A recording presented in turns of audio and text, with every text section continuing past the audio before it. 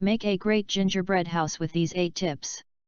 Everybody loves looking at gingerbread houses and wishes they could make one. The good news is that everybody can. It's not rocket science, it's just baking. If you can bake cookies, and mix up some icing, then you can build yourself a gingerbread house. You don't need to be an architect, just keep your design simple, use a good recipe, the right icing, and you're ready to go. 1.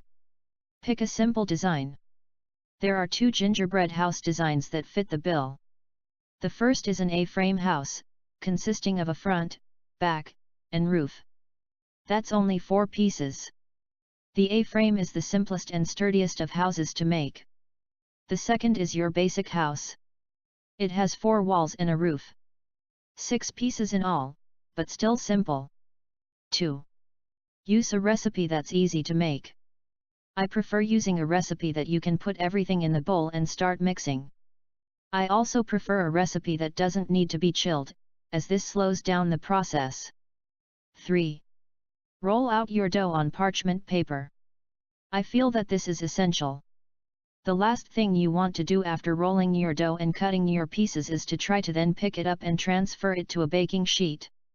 This will distort your piece of gingerbread, and possibly tear it, resulting in a piece of gingerbread that could be weak in some spots. Using parchment paper allows you to roll out your dough with less flour being added to it, cutting it without scratching your countertop, and then allows for ease of transfer by sliding the paper onto your baking sheet. When the gingerbread is done cooking, simply slide the paper onto your counter to cool, and then slide your next piece of parchment paper with dough onto your baking sheet and put back in the oven. Using this process actually quickens the baking time of your project. 4. Overbake, overbake, overbake. I cannot stress this enough.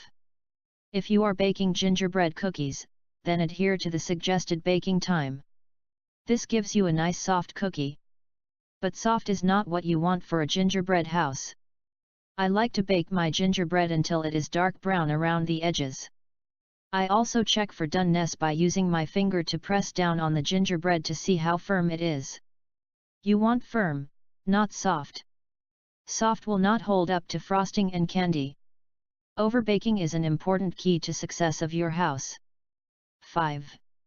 Use royal icing. A lot of people like to take a shortcut here and use frosting from a tube or a can. If you attempt to put a house together with pre-made frosting, it absolutely will not work. Some people say royal icing is the glue. I prefer to call it the cement. When making royal icing, you need to make sure that it is thick enough. This does require a fair amount of beating with your mixer, but you need to have stiff peaks. Keep the icing covered with a damp cloth when you are not working with it, as it will dry out. 6. Use a sturdy base. You need to keep in mind that a completed gingerbread house will be heavy.